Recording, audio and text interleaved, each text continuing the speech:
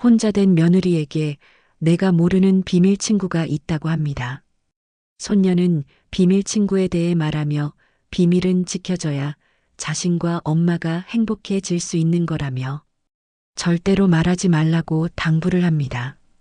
이제 겨우 6살 된 손녀의 작은 손이 연신 쉿 비밀이라는 모양을 하며 엄마가 비밀이라고 했다고 마음속 큰 짐을 내려놓듯 조심스레 털어놓은 이야기. 그 충격적인 이야기. 함께 들어주세요. 구독, 좋아요 부탁드립니다. 60대 여성 정숙은 오늘 평생 가장 아픈 날을 보내고 있습니다. 사랑하는 외아들 민수의 장례식장. 꿈을 꾸고 있는 건가 믿기지 않다가도 아들의 영정사진 속 환한 미소를 보니 가슴이 칼로 도려내는 듯 고통스럽습니다. 그보다 더 아픈 건 가슴속 깊은 곳에서 올라오는 절망감이었습니다.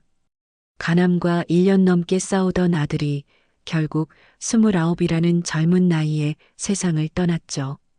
장례식장 로비에는 조문객들이 끊이지 않고 찾아왔습니다. 정숙은 검은 한복을 입고 절을 받으며 힘없이 인사를 건넸습니다. 아들의 친구들이 위로의 말을 건네지만 그 무엇으로도 내 아들 민수를 대신할 수는 없었습니다. 이 모든 게 꿈이었으면 좋겠다는 생각이 들었어요. 아들이 갑자기 문을 열고 들어와서 엄마, 왜 이렇게 울어? 하고 물어봐 줄 것만 같았거든요. 며느리 지은이 6살 손녀 하윤이를 데리고 빈소 앞에 서 있었습니다. 하윤이는 사람들이 왜 아빠 사진에 절을 하는지, 가족들이 모두 있는데 왜 아빠는 오지 않고 사진만 있는지 이해할 수 없었어요. 할머니, 아빠 언제 와요? 하윤이의 순진한 질문에 정숙은 목이 메어 대답할 수 없었습니다. 지은은 아이 손을 잡고 아빠는 하늘나라로 가셨어. 우리 하윤이 착하게 살면 또 만날 수 있을 거야 라고 말했죠. 오후 3시쯤 정숙이 잠시 화장실에 다녀오는 길에 이상한 광경을 목격했습니다. 빈소에서 조금 떨어진 복도 한쪽에서 며느리 지은이 낯선 남성과 서로 부둥켜 안고 있는 것이었어요. 그 남자는 30 중반쯤 되어 보였고 검은 정장을 입고 있었습니다. 둘이 나누는 포옹이 단순한 위로의 포옹이 아니라는 걸 정숙은 직감적으로 알 수 있었어요. 정숙이 다가가자 지은은 당황한 기색을 감추지 못했습니다. 어머니, 이분은 제 사촌 오빠예요. 멀리서 조문 오셔서서. 그 남성은 정숙과 눈을 마주치지 못하고 고개만 푹 숙인 채 급히 자리를 떴어요. 정숙은 뭔가 이상하다고 생각했지만 아들 장례식 날에 괜한 소동을 일으키고 싶지 않았습니다. 하지만 그 장면이 계속 머릿속에 맴돌았어요. 사촌 오빠라고 하기에는 둘 사이의 분위기가 너무 친밀했고 그 남자가 보인 당황스러운 반응도 석연치 않았습니다. 정숙은 마음속 깊은 곳에서 불안감이 스멀스멀 올라오는 것을 느꼈지만 오늘은 아들을 보내는 날이라는 생각으로 그 의심을 가슴 깊이 묻어두었습니다. 아들아, 편히 쉬어라. 엄마가 하윤이 잘 지킬게. 장례를 마치고 며칠이 지나자 정숙은 며느리와 손녀가 걱정되어 자주 집을 찾아갔습니다. 지은과 하윤이가 사는 30평 아파트는 민수가 결혼 전에 마련해둔 곳이었어요. 정숙은 집안일을 도와주고 하윤이와 시간을 보내며 두 사람이 지내는데 어려움이 없는지 살폈습니다. 그런데 집에 들어설 때마다 이상한 느낌이 들었어요. 거실벽에 걸려있던 가족 사진과 민수의 사진이 사라져 있었고 서재에 있던 민수의 책들도 보이지 않았습니다. 침실 화장대 위에 놓여있던 부부 사진도 없어졌어요. 정숙이 민수 사진은 어디 갔니? 라고 묻자 지은은 눈을 붉히며 남편 생각이 나서 도저히 못 견디겠어요. 잠시 치워뒀어요 라고 답했습니다. 정숙은 며느리의 마음을 이해하려고 노력했습니다. 젊은 나이에 남편을 잃은 슬픔이 얼마나 클지 짐작할 수 있었거든요. 지은아, 너무 무리하지 마. 슬플 때는 실컷 울어도 되라고 위로의 말을 건넸습니다. 하지만 민수의 모든 흔적이 이렇게 완전히 사라져 있는 게 마음에 걸렸어요. 마치 민수가 이 집에 살았던 적이 없는 것처럼 느껴졌습니다. 하윤이는 아빠가 없어진 현실을 받아들이지 못하고 있었어요. 할머니, 아빠 언제 집에 와? 아빠 회사 갔나? 하고 계속 물어봤습니다. 정숙은 그럴 때마다 하윤이를 무릎에 앉히고 아빠는 하늘나라에서 하윤이 보고 계셔. 우리 하윤이 착하게 지내는 거 다 보고 계신단다라고 말해줬어요. 하지만 6살 아이가 죽음이라는 개념을 이해하기는 어려웠죠. 일주일쯤 지났을 때 지은이 정숙에게 도움을 요청했습니다. 어머니, 저희들 상황이 너무 어려워요. 그이가 병원비로 쓴 돈이 많아서 대출금이 남아있고 하윤이 키우는 것도 혼자서는 벅차고 지은의 목소리에는 절망감이 묻어났습니다. 정숙은 하윤이만은 잘 키워달라는 아들의 마지막 유언을 떠올렸어요. 정숙은 고민 끝에 5천만 원을 지은에게 건네주었어요. 이걸로 대출금 정리하고 하윤이 키우는 데 쓰렴. 민수가 그렇게 하길 원할 거야. 지은은 눈물을 글썽이며 정말 감사해요, 어머니. 하윤이는 제가 책임지고 잘 키울게요라고 말했습니다. 그 말을 들으며 정숙은 복잡한 심경이었어요. 돈을 주면서도 뭔가 불안한 기분이 들었거든요. 하지만 손녀를 위해서라면 어떤 희생도 감수할 준비가 되어 있었습니다. 집으로 돌아가는 길에 정숙은 하늘을 올려다보며 혼잣말을 했어요. 민수야, 엄마가 하윤이 잘 키울게. 내가 못다한 사랑, 엄마가 대신 해줄게.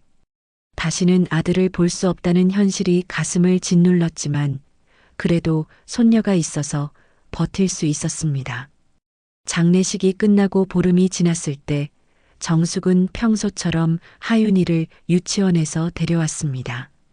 하윤이가 할머니, 오늘은 다른 길로 가자라고 졸라서 평소와 다른 골목길로 산책을 하게 됐어요. 주택가 사이로 난 좁은 길을 따라 걷다 보니 작은 카페가 하나 보였습니다. 로즈마리 카페라는 간판이 걸려 있었죠. 그런데 카페 창문 너머로 익숙한 실루엣이 보였습니다. 정숙은 발걸음을 멈추고 자세히 들여다봤어요. 며느리 지은이 어떤 남성과 마주 앉아 있었습니다. 둘은 테이블 위에서 손을 맞잡고 다정하게 대화를 나누고 있었어요. 지은의 얼굴에는 웃음이 가득했습니다. 남편을 잃은 슬픔에 잠겨 있던 모습과는 전혀 달랐죠. 정숙은 가슴이 철렁했습니다.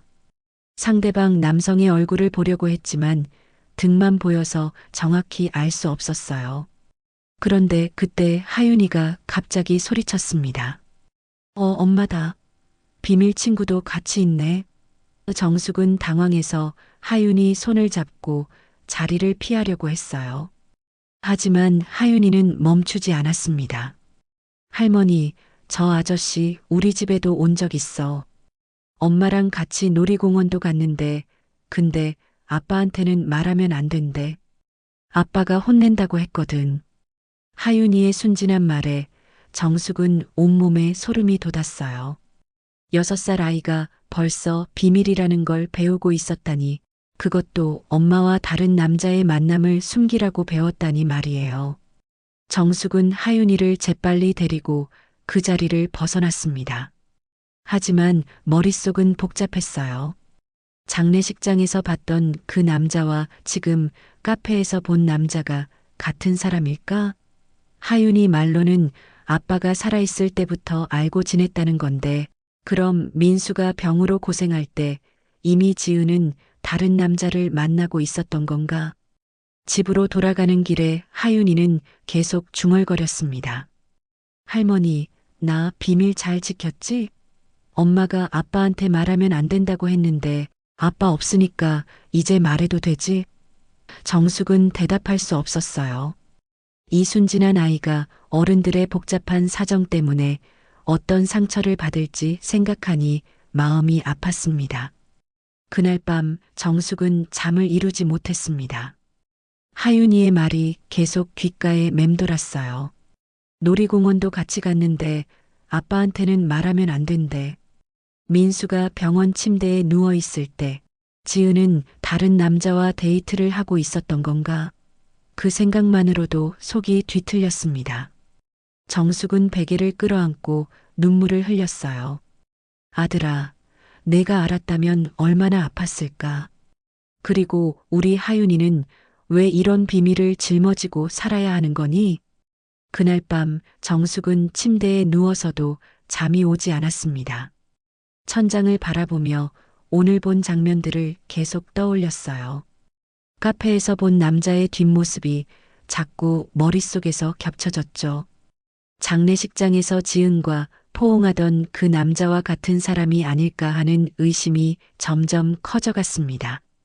정숙은 일어나서 서랍에서 민수의 사진을 꺼냈어요. 아들의 마지막 모습이 담긴 병원 사진이었습니다. 수척해진 얼굴이지만 여전히 따뜻한 미소를 짓고 있는 민수를 보며 정숙은 눈물이 났어요. 민수야, 엄마가 뭔가 놓치고 있는 건 아닐까? 내가 아플 때 무슨 일이 있었던 거니? 하윤이의 말들을 차근차근 정리해 보니 더욱 의심스러워졌습니다. 놀이공원도 같이 갔는데 아빠한테는 말하면 안 된대. 이 말이 핵심이었어요.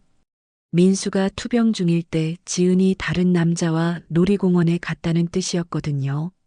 그것도 6살 아이에게 아빠한테는 비밀이라고 당부하면서 말이죠. 정숙은 더 이상 참을 수 없었습니다. 진실을 확인해야겠다고 결심했어요. 다음 날 오후 정숙은 어제 봤던 그 카페를 다시 찾아갔습니다. 로즈마리 카페는 생각보다 아담하고 분위기 있는 곳이었어요. 정숙은 커피 한 잔을 주문하며 자세히 보니 카운터에 서 있는 남자가 바로 장례식장에서 본 그 남자였어요. 정숙은 심장이 쿵쾅거렸지만 최대한 자연스럽게 다가갔습니다. 사장님이신가요? 이 동네에 이런 멋진 카페가 있는 줄 몰랐네요. 남자는 밝게 웃으며 감사합니다. 자주 오세요라고 답했어요. 바로 그 목소리, 그 얼굴이었습니다. 확실했어요. 정숙은 은근슬쩍 질문을 던졌습니다. 사장님은 참 인상이 좋으시네요. 결혼은 하셨어요? 그러자 남자는 아무것도 모르는 듯 대답했어요. 아, 아직 안 했어요. 여자친구랑 3년 됐는데 내년에 결혼할 예정입니다. 정숙은 속이 뒤집혔지만 겉으로는 웃음을 지었습니다. 그래요? 축하드려요.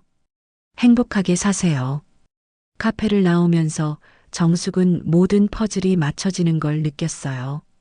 지은은 이미 3년 전부터 이 남자와 사귀고 있었던 거였습니다. 민수와 결혼한 후에도 민수가 병으로 고생할 때도 계속 바람을 피우고 있었던 거죠. 그것도 어린 하윤이에게 아빠한테는 비밀이라고 가르치면서 말이에요. 집으로 돌아가는 길에 정숙은 분노와 절망이 교차했습니다. 아들이 살아있을 때부터 이미 바람을 피우고 있었던 거야. 민수가 병원 침대에서 고통스러워할 때 지은은 다른 남자와 손을 잡고 웃고 있었던 거였어요. 정숙은 주먹을 꽉 쥐었습니다. 이제 더 이상 숨길 수도 없고 모른 척할 수도 없었어요. 진실은 이제 하나도 숨지 않았으니까요. 정숙은 며칠 동안 고민했습니다. 어떻게 이 문제를 해결해야 할지 막막했어요. 지은을 직접 추궁할지 아니면 좀 더 지켜볼지 계속 고민이 됐습니다. 하지만 하윤이가 그런 환경에서 자라는 걸 더 이상 방치할 수는 없었어요. 정숙은 결국 지은을 집으로 불러 직접 대화하기로 결심했습니다. 토요일 오후 정숙은 지은에게 전화를 걸었어요. 지은아, 시간 되면 잠깐 우리 집에 올 수 있겠니? 할 이야기가 있어서. 지은은 네, 어머니. 하윤이랑 같이 갈게요라고 대답했습니다. 정숙은 하윤이는 놀이방에 맡기고 혼자 와. 어른끼리 할 이야기야라고 말했어요. 지은이 도착했을 때 정숙은 이미 차를 준비해 놓고 기다리고 있었습니다. 지은은 평소와 다른 분위기를 감지했는지 조금 긴장한 기색이 역력했어요. 어머니, 무슨 일이세요? 정숙은 차를 따라주며 자리에 앉았습니다. 더 이상 돌려서 말할 시간이 없었어요. 지은아, 내가 단도직입적으로 물어볼게. 정숙의 목소리는 평소보다 낮고 단호했습니다. 로즈마리 카페 사장이라는 그 남자, 도대체 뭐니? 하윤이도 다 알고 있던데. 지은의 얼굴이 순간 하얗게 변했어요. 하지만 곧 진정을 되찾으며 어머니, 무슨 말씀이세요? 라고 반문했습니다. 정숙은 참고 있던 감정이 터져 나왔어요. 내가 다 봤어. 너희가 카페에서 손잡고 앉아 있는 것도, 장례식장에서 껴안는 것도. 하윤이가 말했어. 아빠 살아있을 때부터 놀이공원도 같이 갔다고. 지은은 잠시 머뭇거리더니 고개를 들었습니다. 단골일 뿐이에요. 커피 마시러 가는 거고. 설령 다른 관계라고 해도 남편도 없는데 뭐가 문제예요? 그 말을 듣는 순간 정숙은 들고 있던 찻잔을 놓쳤습니다. 찻잔이 바닥에 떨어져 깨지는 소리가 방 안에 울렸어요. 뭐라고? 내 남편이 죽은 지 한 달도 안 됐는데. 그리고 하윤이는, 그 아이는 내 장난감이 아니야. 정숙의 목소리는 떨리고 있었습니다. 지은은 오히려 당당해졌어요. 눈도 깜빡이지 않고 정숙을 바라보며 말했습니다. 하윤이는 내 딸이에요. 어머니가 상관할 일이 아니죠. 그리고 저도 제 인생이 있어요. 평생 과부로 살라고 하시는 건 아니잖아요. 정숙은 그 차가운 말투에 말문이 막혔습니다. 너, 정말로 민수가 아플 때부터 그 남자와. 정숙은 떨리는 목소리로 물었어요. 지은은 잠시 침묵하더니 그게 중요해요? 이미 끝난 일인데. 그 순간 정숙은 모든 것을 이해했습니다. 지은은 죄책감도 미안함도 전혀 느끼지 않고 있었어요. 오히려 자신이 피해자인 것처럼 행동하고 있었습니다. 정숙은 애써 차분해지려 노력하며 말했어요. 민수가 얼마나 너를 사랑했는지 알고 있니? 병원에서도 계속 내 걱정만 했어. 하윤이 걱정만 했고. 하지만 지은은 이미 가방을 들고 일어서고 있었습니다. 어머니, 죽은 사람 얘기는 그만해요. 저는 앞으로 살아야 해요. 하윤이랑 함께 말이에요. 지은과의 대화 후 며칠 동안 정숙은 아무 일도 할 수 없었습니다.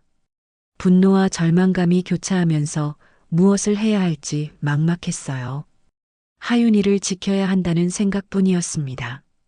정숙은 결국 법적인 도움을 받기로 결심하고 변호사 사무실을 찾아갔어요. 안녕하세요. 상담 예약했던 김정숙입니다. 변호사 사무실은 생각보다 차분한 분위기였어요. 중년의 여성 변호사가 정숙을 맞이했습니다. 앉으세요. 어떤 일로 오셨나요? 정숙은 떨리는 목소리로 지금까지의 모든 상황을 설명했습니다. 아들의 죽음, 며느리의 불륜, 손녀의 상황까지 차근차근 말했어요. 변호사는 정숙의 이야기를 끝까지 들은 후 고개를 저었습니다. 어머님 마음은 충분히 이해하지만 법적으로는 어려운 부분이 많습니다. 정숙은 가슴이 답답했어요. 그럼 어떻게 해야 하나요? 내 며느리가 남편 살아있을 때부터 바람을 피웠는데 아무 법적 조치도 취할 수 없다는 건가요? 불륜 정황은 분명히 있지만 이미 남편분이 사망하셨기 때문에 위자료 청구는 어렵습니다. 변호사의 설명은 냉정했어요. 위자료는 혼인관계가 유지되고 있을 때 청구할 수 있는 것이거든요. 그리고 손녀분의 양육권 문제도 마찬가지입니다. 친모에게 우선권이 있으며 명확한 학대나 방임의 증거가 없다면 양육권 이전은 거의 불가능해요. 정숙은 절망했습니다. 그럼 5천만 원은 어떻게 되나요? 그 돈으로 다른 남자와 새 출발할 거라고 생각하니 억울해서 견딜 수가 없어요. 변호사는 안타까운 표정을 지었어요. 정식 차용 계약서가 있나요? 없다면 법적으로는 증여로 간주될 가능성이 높습니다. 구두 약속만으로는 돈을 돌려받기 어려워요. 정숙은 머리가 띵했습니다. 모든 것이 막막했어요. 그럼 제가 할 수 있는 게 아무것도 없다는 말씀인가요? 손녀가 그런 환경에서 자라는 것도 그냥 지켜봐야 한다는 건가요? 변호사는 조심스럽게 말했습니다. 아동보호 전문기관에 신고하는 방법이 있긴 하지만 현재 상황으로는 즉각적인 조치를 기대하기는 어려울 것 같아요. 소송을 걸어볼 수도 있지만 승산이 높지 않습니다. 변호사는 솔직하게 말했어요. 오히려 소송 과정에서 손녀분이 더 큰 상처를 받을 수도 있어요. 법정에서 부모 간의 다툼을 지켜봐야 하니까요. 정숙은 고개를 떨어뜨렸습니다. 법이 아무것도 보호해주지 않는다는 현실이 참담했어요. 변호사 사무실을 나오면서 정숙은 무력감에 빠졌습니다. 도대체 무엇을 지켜야 했던 걸까요? 가장 소중했던 아들, 그리고 그 아들의 딸을 위해 희생했던 모든 시간들이 이렇게 허무하게 무너질 줄은 몰랐어요. 버스 정류장에 앉아 정숙은 눈물을 흘렸습니다. 집에 돌아와서도 마음이 편치 않았어요. 민수의 사진을 쓰다듬으로 하염없이 눈물만 나왔습니다. 민수야, 엄마가 뭘 잘못한 걸까? 내 딸만은 지키려고 했는데 법도 아무도 도와주지 않네. 정의는 어디에 있는 걸까요? 정숙은 절망 속에서 하루하루를 버텨나갔습니다. 변호사와의 상담 후 정숙은 며칠 동안 아무 일도 손에 잡히지 않았습니다. 집안일을 하다가도 멍하니 서 있곤 했고 밥맛도 없어서 라면으로 때우는 날이 많았어요. 그런데 무엇보다 걱정되는 건 하윤이었습니다.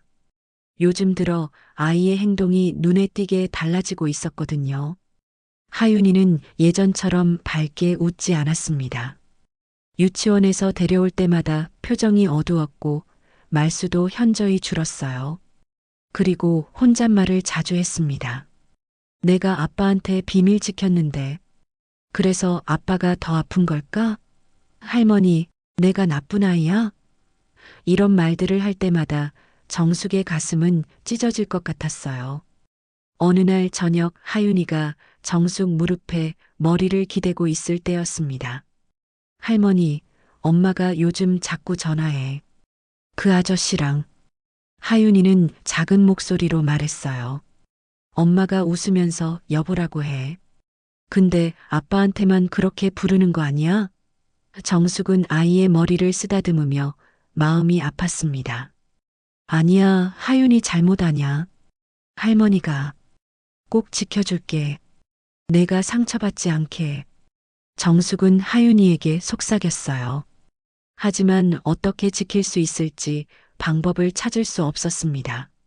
무작정 데리고 나오면 유괴가 되고 양육권도 없고 법적으로 할 수 있는 일이 아무것도 없었거든요. 며칠 후 정숙은 하윤이를 데리고 공원에 갔습니다. 그런데 하윤이가 놀이터에서 다른 아이들과 어울리지 못하고 혼자 그네만 타고 있는 모습을 보게 됐어요. 하윤아, 친구들이랑 같이 놀지 그러니? 정숙이 물어보자 하윤이는 고개를 저었습니다. 할머니, 내가 친구들과 놀다가 비밀을 말해버릴지도 몰라. 그냥 혼자 노는 게 좋아. 그 말을 듣는 순간 정숙은 화가 치밀었습니다. 6살 아이가 무슨 비밀을 그렇게 많이 짊어져야 한단 말인가요? 어른들의 잘못된 선택 때문에 순진한 아이가 이렇게 상처받고 있는 게 너무 억울했어요. 정숙은 하윤이를 꼭 안아주며 우리 하윤이는 아무 잘못 없어. 할머니가 다 해결해 줄게라고 말했습니다. 집에 돌아온 후 정숙은 혼자 앉아서 계속 고민했어요. 나 이 아이, 내가 키우고 싶은데 어떻게 해야 하나? 정숙은 벽에 걸린 민수의 사진을 바라보며 혼잣말을 했습니다. 아들이 살아있다면 이런 상황을 절대 허락하지 않았을 텐데 지금은 정숙 혼자서 모든 걸 감당해야 했어요. 밤늦게까지 정숙은 인터넷을 찾아보고 육아 관련 카페에도 글을 올려봤습니다. 비슷한 상황에 있는 사람들의 조언을 구하려고 했어요. 하지만 대부분의 답변은 법적으로 어렵다, 친모의 권리가 우선이다라는 내용뿐이었습니다. 정숙은 절망감에 빠졌어요. 하윤이를 구할 방법이 정말 없는 걸까요? 일주일이 지나도 상황은 나아지지 않았습니다. 오히려 더 악화되고 있었어요. 지은은 정숙의 전화도 받지 않았고 하윤이를 만나는 것도 제한하기 시작했습니다. 어머니, 하윤이가 혼란스러워해요. 당분간은 만나지 말아주세요라는 문자 한 통만 보내왔을 뿐이었어요. 정숙은 참을 수 없었습니다. 다시 한번 변호사를 찾아가기로 했어요. 이번에는 다른 법무법인에 가서 혹시 다른 방법이 있는지 알아보려고 했습니다. 변호사님, 정말 방법이 없을까요? 내가 건넨 5천만 원 돌려받을 수 없나요? 새로 만난 변호사도 같은 답변을 했습니다. 증빙 서류가 없다면 힘듭니다. 차용증이나 계약서, 통장 이체 내역이라도 있으면 모르겠지만 정숙은 현금으로 건넸다는 걸 후회했어요. 그럼 하윤이를 제가 키울 방법은 정말 없나요? 그 아이가 지금 얼마나 힘들어하는지 아세요? 법적으로는 친모가 양육권을 갖고 있습니다. 아동학대나 방임의 명확한 증거가 있어야 양육권 이전이 가능해요. 현재로서는 방법이 없습니다. 변호사의 대답은 이전과 똑같았습니다. 정숙은 고개를 떨어뜨렸어요. 법이 정의롭다고 믿었는데 정작 도움이 필요할 때는 아무것도 해주지 않는다는 현실이 참담했습니다. 변호사 사무실을 나온 정숙은 그 길로 집에 돌아왔습니다. 방에 들어가서 옷장을 열고 마지막 남은 아들의 셔츠를 꺼냈어요. 하얀 와이셔츠 한 장뿐이었습니다. 민수가 마지막으로 입었던 셔츠였죠. 정숙은 그 셔츠를 가슴에 안고 눈물을 흘렸습니다. 셔츠에서 아직도 아들의 냄새가 나는 것 같았어요. 민수야, 엄마가 무력해서 미안해. 내 딸을 지켜주지 못해서 정말 미안해. 정숙은 셔츠를 꼭 껴안으며 울었습니다. 눈물이 하얀 셔츠를 적셨어요. 아들을 잃은 슬픔, 손녀를 지키지 못하는 무력감, 5천만 원을 되찾을 수 없다는 억울함이 한꺼번에 몰려왔습니다. 그날 밤 정숙은 더 이상 혼자 견딜 수 없었습니다. 누군가에게라도 이 억울함을 털어놓고 싶었어요. 정숙은 스마트폰을 켜고 인터넷 카페에 글을 올리기 시작했습니다. 떨리는 손으로 자신의 이야기를 하나하나 적어 내려갔어요. 여러분, 제가 뭘 잘못한 걸까요? 사랑했던 아들, 그 아이의 딸을 지키고 싶은 제 마음은 죄가 되나요? 정숙은 진솔하게 자신의 마음을 적었습니다. 내 며느리는 아들이 살아있을 때 다른 남자와 손을 잡았고 그걸 6살 손녀가 비밀이라고 배워야 했습니다. 5천만 원도 돌려받고 싶고 하윤이도 제가 키우고 싶어요. 근데 아무도 방법이 없대요. 정숙의 글에는 절망과 분노가 고스란히 담겨 있었어요. 혹시 여러분 중에 방법 아시는 분 있나요? 이 억울함 어떻게 풀 수 있을까요? 저는 어떻게 하면 좋을까요? 글을 다 쓰고 나서 정숙은 잠시 망설였습니다. 이런 사적인 이야기를 인터넷에 올려도 되는 걸까? 하지만 더 이상 혼자서는 감당할 수 없었어요. 정숙은 떨리는 손으로 게시 버튼을 눌렀습니다. 어디선가 누군가는 자신의 마음을 이해해 줄 거라고, 좋은 조언을 해줄 거라고 믿고 싶었어요. 화면 너머로 하나둘씩 댓글이 달리기 시작했습니다. 정숙은 작은 희망을 품고 그 댓글들을 읽기 시작했어요. 과연 누군가 이 억울함을 풀 수 있는 방법을 알고 있을까요? 오늘 사연은 여기까지입니다. 정숙님의 마음이 어떠실지 감히 상상도 안 되네요. 혹시 사연자님을 도와주실 좋은 지혜의 말씀이 있으시다면 댓글 부탁드립니다. 작은 힌트라도 좋으니 지나치지 마시고 말씀해 주시고 응원의 말씀도 부탁드립니다. 아울러 구독, 좋아요도 눌러주시면 영상 제작에 큰 힘이 되겠습니다. 감사합니다.